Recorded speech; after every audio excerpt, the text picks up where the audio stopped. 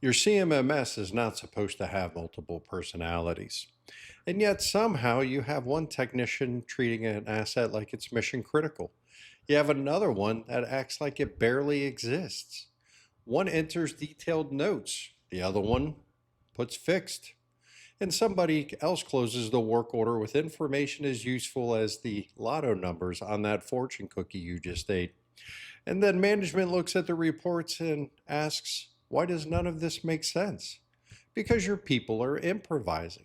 And unless your maintenance department secretly hired Miles Davis, that usually doesn't end well. I'm Matthew. I've spent over a decade managing and implementing CMMS systems, and if it's one thing I've learned, most dirty data problems don't start because people are lazy. And if you're sitting there trying to clean up your data, chances are that's not your problem either. It happens because standards drift, training gets stale, administrators get overwhelmed, and everyone slowly starts creating what their version of right is. And if you think implementations are where most of this chaos happens, you don't know me. Because after go live, that's where the real struggle begins. So today we're going to be talking about SOPs, training, administration, and probably most importantly, feedback, and how those four things determine whether your CMMS stays reliable or slowly turns into chaos wrapped in a prettier bow. And honestly, SOP, training, and administration could each become their entire playlist on this channel. Because once you start pulling on those threads, congratulations, you went down another rabbit hole. So let's start with SOPs, or in a lot of organizations, the complete lack of them. Because one of the biggest lies companies tell themselves is everybody already knows how to use the system. I promise you they don't. What usually happens is people figure out whatever gets them through the day fastest. One technician enters detailed notes because he cares. The other one keeps everything short because he's busy, or because the technician had all of the tools he needed for the actual repair, but had neither the tools nor the time to properly document the work afterwards. Another only fills out required fields because nobody ever explained why the other fields mattered in the first place. And before long, everybody is telling their own version of the same story. Now your labor is pure fiction. Your asset history is science fiction. And your reports start looking like a Picasso painting nobody knows how to interpret. And then people look at the CMMS and say, this system makes no sense. The system makes perfect sense. Your standards don't. Because if your SOP never clearly defines what gets entered, how it gets entered, when it gets entered, and why it matters, people will improvise. And trust me, human beings can be very creative when no one defines the rules. That's why your SOP is not just documentation, it's the operating agreement between your people and your data. And it's supposed to evolve. Your SOP is a living document. It's meant to survive software updates, staffing changes, leadership changes, and years of operational drift, not just make it to its first printing. And yeah, AI can help you here too.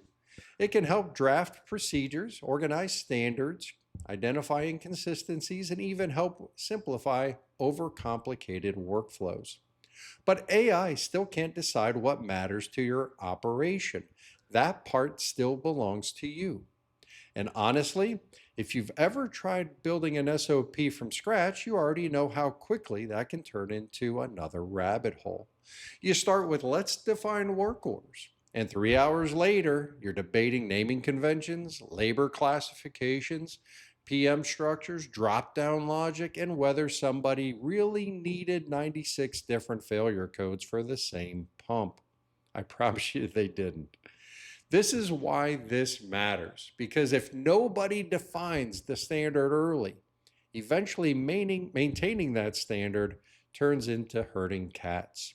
So if you need an example of what a good SOP looks like, hit me up using my email down in the description. I'll be more than happy to help. Now let's talk about training because a lot of organizations treat their CMMS training like a set of luggage. They recognize the value the day they buy it and then only think about it again every once in a while when they absolutely have to. Software changes, operations change, people change, and honestly, good CMMS software should always be evolving.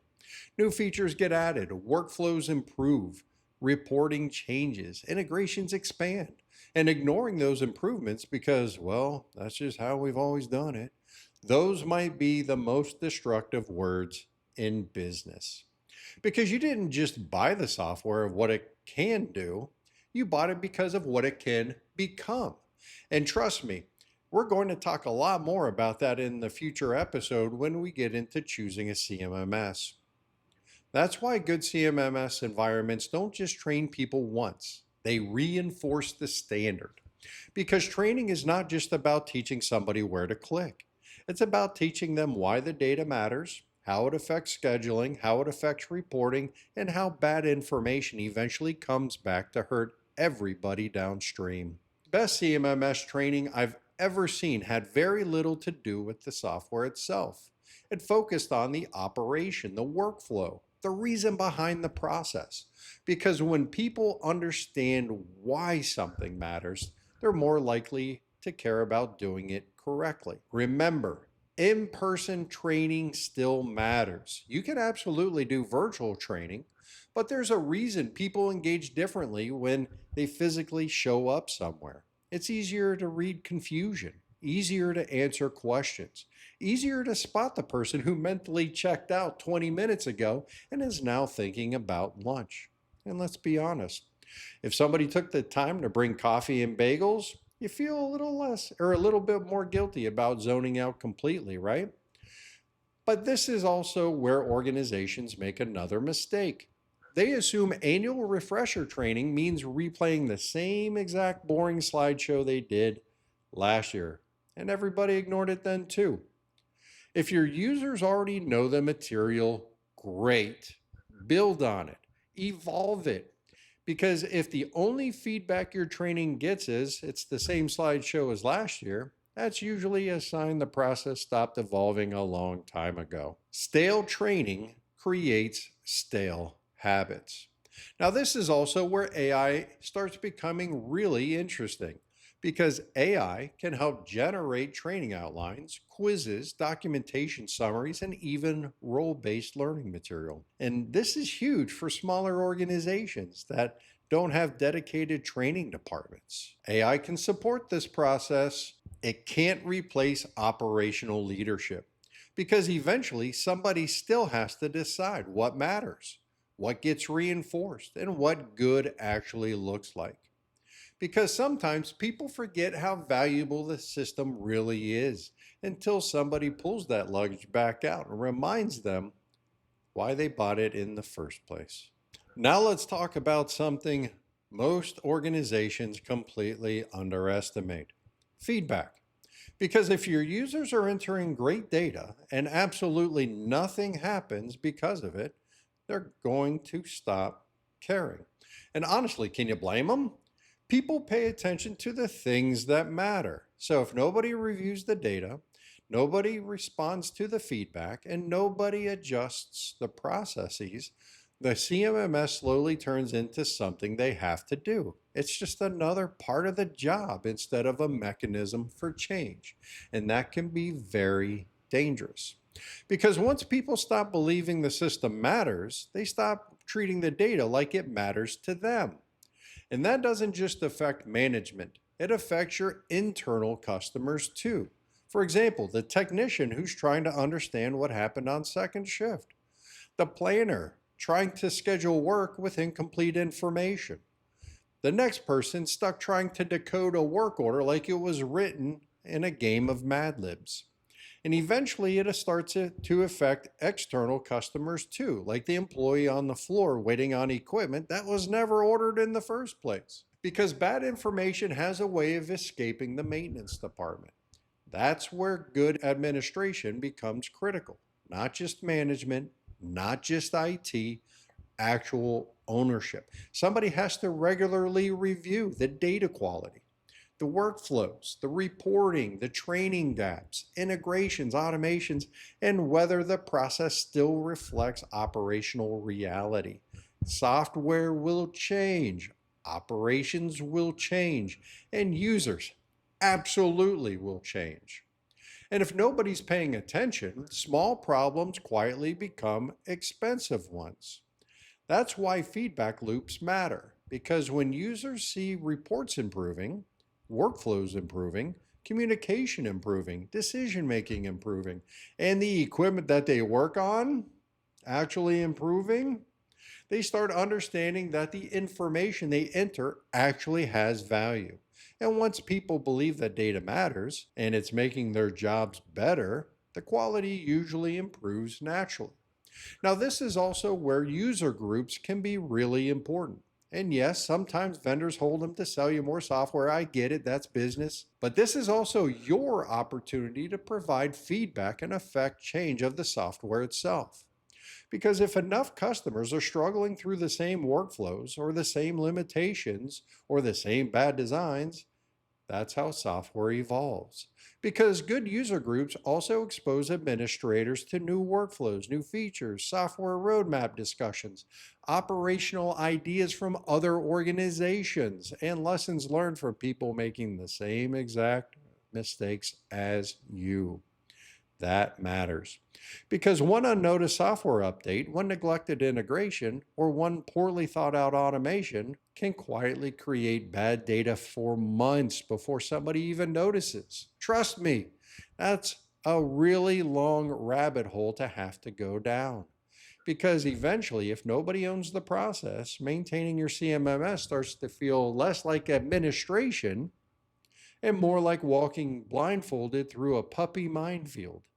And sooner or later, you're going to step in some warm, squishy regret. All right, so here's the big takeaway. Clean data doesn't stay clean by accident. It stays clean because somebody cares enough to maintain the standard. That means clear SOPs, evolving training, active administration, feedback people actually respond to, and users who understand why the system matters in the first place. Because the moment your CMMS becomes just another thing people have to do, that drift is going to start. And once the drift starts, chaos usually isn't far behind. And honestly, we're just getting started because every one of these topics leads to another rabbit hole. So I want to hear from you. What's the biggest training, SOP, or feedback failure you've seen in a CMMS? Drop it in the comments below because chances are someone else is fighting that same exact battle right now. And if this video helped you out, go ahead and like it, subscribe, and send it to that one person who still thinks, well, this is how we've always done it.